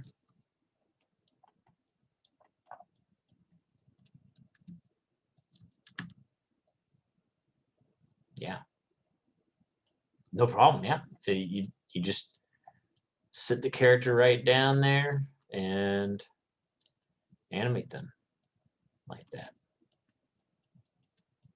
Just already in position. One thing that's kind of annoying about chairs is butt contact, because think about how your butt is kind of basically just glued to that chair when it's in it. So you just have to make sure that the contacts look clean and that they aren't like sliding around a lot if they're moving, because you do rotate, right? So my waist does kind of turn a little bit in there, but not a lot. Not a lot.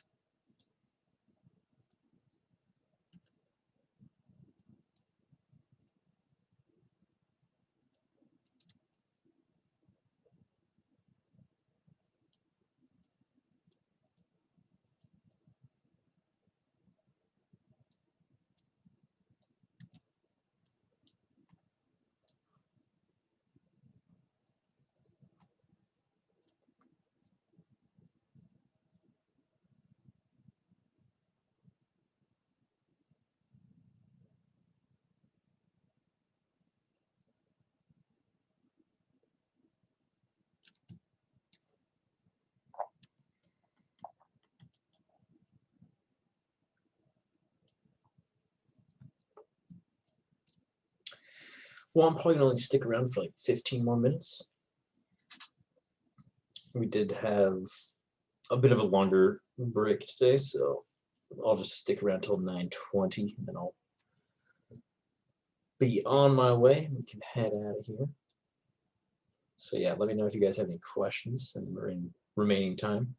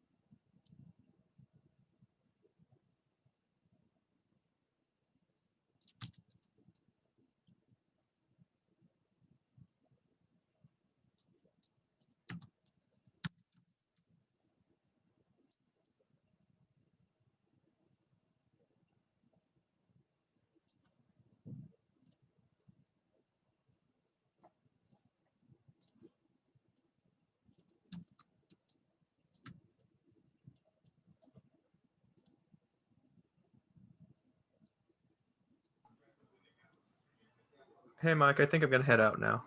Sounds good, man. Cool. Have a good Thanks one. for everything. Yeah, no problem.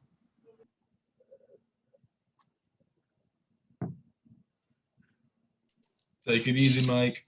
You too. Have a good one.